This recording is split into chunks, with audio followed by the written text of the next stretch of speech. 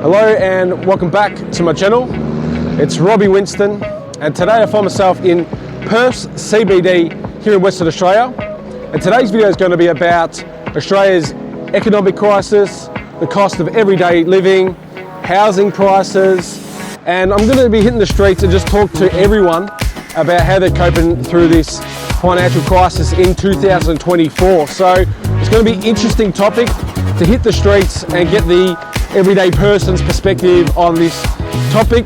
So if you do enjoy my videos, please make sure you do hit the subscribe button, and if you feel inclined to do so and you enjoy my content, please consider buying me a coffee. It helps with the videos that I do create each and every month. Enough from me, and let's get into today's video. I hope you enjoy.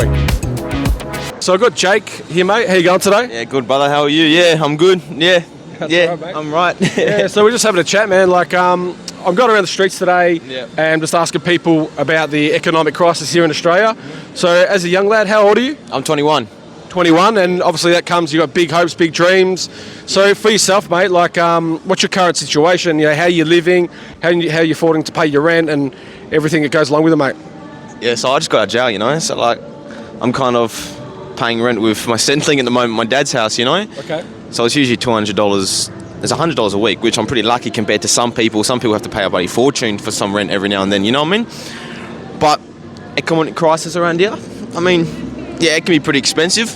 It's bloody expensive some places, but with my dad, it's pretty cheap, you know? So I'm just overall lucky to be living with my dad at such a good price, you know? Yeah, gotcha, mate. And you mentioned, like, is Centrelink, are you talking about, like, youth allowance? Yeah, is that what you get? Allowance, yeah. I don't even know, mate. I'm 36 years old. I don't even know. What do you get for youth allowance these days? How much is it, bro? Only $459 fortnightly.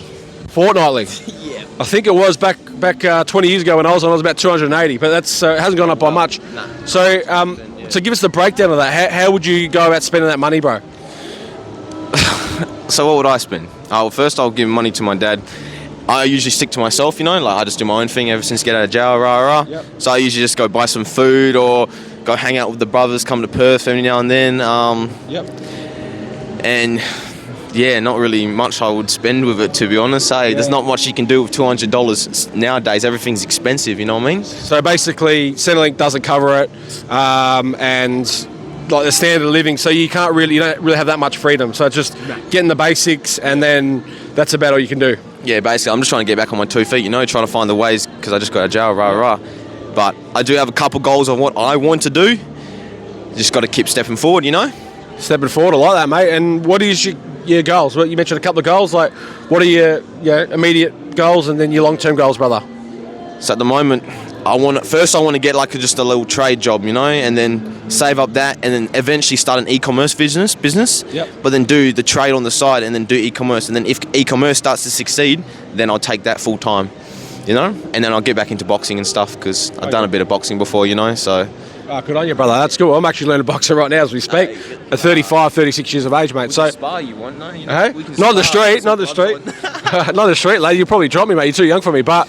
Mate, too Jake. Quick, bro. Too quick. Yeah, probably. Yeah. Jake, mate, thanks for joining me. And yeah, mate, best of luck for the future. Thanks, brother. Appreciate Cheers, brother. Man. Absolutely, Thank mate. Okay, we've got Marco. Marco, welcome to the channel. How you going today, mate? Hey, not too bad, thank you. That's good.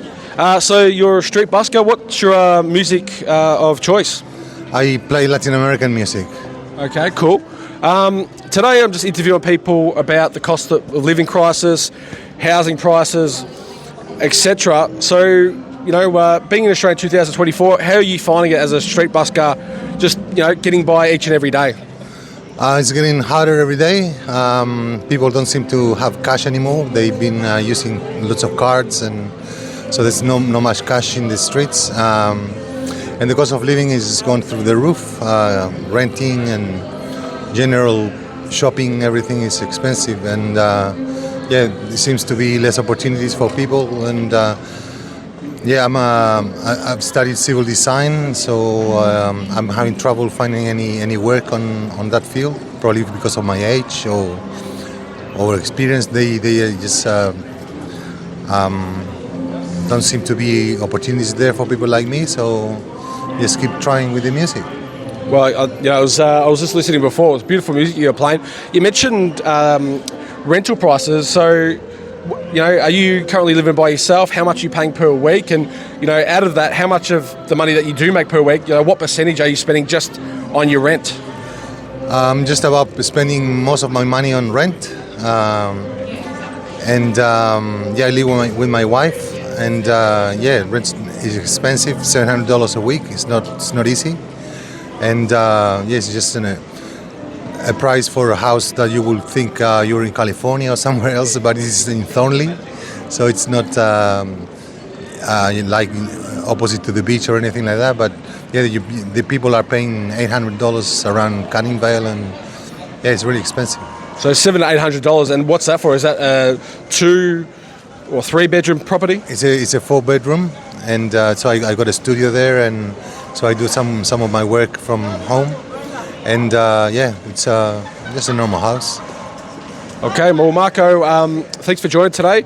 Best of luck with your music, and mate, you really helped me by being on my channel today. Appreciate that. All right, Marco. Thank you. Okay, just here with Christova. How you going today, mate? All good, thank you very much. Where are you from? From Chile. Chile. Chile. Chi, vive le Chile. Yeah, the same. Chile. Yeah, that's the one. I've been to Santiago and Valparaiso 10 years ago, a long time ago. But mate, so you work FIFO, and today's subject is just the everyday cost of living and how you're managing that. So tell us a little bit about working FIFO and how you're managing money, because Australia is a really expensive place to live. Yeah, I think that I have the opportunity for working in mining. That is a good salary, I think so, for the people that have the working holiday visa that don't have like best opportunity. But this is good for have a good salary. For example, I earn in this moment 2,000 for a week. Is that before or after tax? 2,050 per weeks with taxes. Without taxes is 2,000.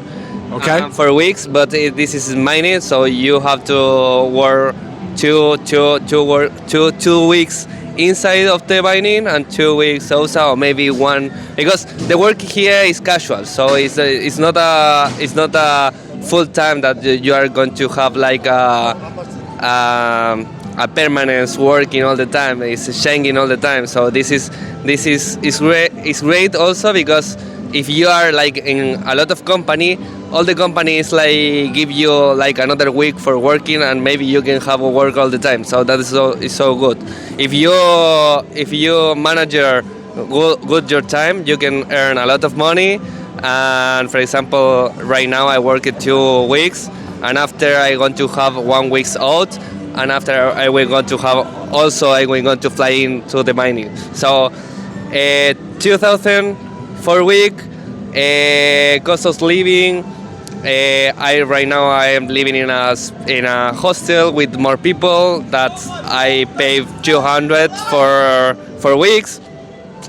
In lunch and all of this, working in mining, I don't spend too much money in lunch and another type of things, because it's incredible the life in mining, because pay you all the things is like food, laundry, accommodation, air conditioner. I don't know. I have a good condition inside of the mining, so it's great. It's so great. In the free time also you spend your money, but it's like 200. And what's more, you can food sometimes a little bit, some 100 more in the rest, and also all the rest money is saving. So doing tickets and doing different things. That is that's Got the place coming past? That's I am doing, but it's a process. It's a process. So when people start, it's difficult as when I start the people, but.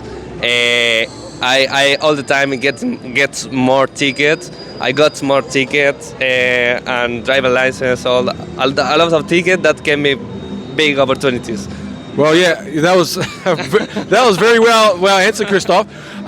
So you mentioned, is it $200 per week that you're spending on rent? Yeah. So $800 per month. Is that correct? 800 per month. per month. You spend on rent how much? Yeah, it's 800 for a month. Yeah. Per month. So you earn approximately $6,000 per month. To earn the earner, Yes, cash. Yep. the cash. I think that's in 8,000. So 800. So that's still a lot out of your weekly or out of your monthly wage. Do you have any aspirations of ever owning a property, owning a home, whether it be in Chile or here in Australia? Yeah, in Chile I am civil mining engineer, so I have my own property in Chile. What is the question? Like more. So I was asking, do you have, because you're making good money, do you ever have hopes and dreams of owning a property in Australia? Or but you've answered it. You already own a property in Chile? I have a property in Chile. I have one property in Chile that is really easy also earn money here and spend your money in another. I have more property in another place. My dreams is right now I start working in mining because I civil mining engineer. So I would like I enjoy to the mining. That is also my first step for my dreams. My second step, I will go to and try another position, get more tickets, and maybe and try like rigger or something like that. That give me better opportunities for and try like civil mining engineer. That is my career. My dream. My dream is following that my career here in Australia and have a good life. Maybe working a little, I don't know, 10 years here in Australia and come back to Chile and it's an awesome life. And just relax. Yeah, well, mate, always chase your dreams. You're in the right industry, fly in, fly out work. There's a big international contingent of workers, so you do a great job. I work FIFO as well. So, mate, you're doing a great job. I wish you all the best on your dreams and your hopes. And, keep on working hard, my man. Thanks for joining on today's video. I appreciate it. Thank you very much for doing this little interview. Have a great day. I appreciate your time. Muchas gracias, amigo. Muchas gracias. Thank you very much. Thank you. Have a great day. Thank you, brother. Appreciate that, man. Great. So, Lani, welcome to the channel. Thanks for joining me today. Thank you for having me. Not a problem. So, we're just talking about cost of living, rental crisis, etc. So, what's your experience been? You're from New Zealand originally. Yes. What's your experience been here in New Zealand and 2 since you've arrived here in Australia? I think the cost of living in Perth is pricey, and it's kind of similar to New Zealand. New Zealand's pricing would be similar, and opposed to accommodation, housing in New Zealand is expensive. So when you were living in New Zealand, when you were working, how much percentage of your wage were you spending just on rent, or if not a mortgage, like owning a property? Well, actually, I managed to buy a house when I was 38 years of age on $14 an hour. Really? Congratulations. Okay. Yeah. And you still got that property today? Yes, I still hold that property today, and that's why I'm in Australia to pay for it. Okay, and what are you doing here in Australia? Well, I'm in the process of changing to a new job. Okay, congratulations. I've previously worked in a lot of minimum wage jobs, especially in New Zealand, and that's why I'm in Australia, because Australia gives much more opportunities. And I've managed to land a job in FIFO. Okay, congratulations. And what job are you doing? I'm doing Utilities, okay. Workers. Well, I'm part of the FIFO crew, so I can tell you right now, are you on a 2-on-1? Yes. Okay, well, as long as you've got a good team, you have a good attitude, I think you're going to have a good time in FIFO. So, thanks for talking to me today about the economic crisis here in Australia and New Zealand. Yes. Appreciate it, and thanks for joining me today. I appreciate it. Oh, well, thanks. Thanks for having me. Absolutely. I'm so grateful.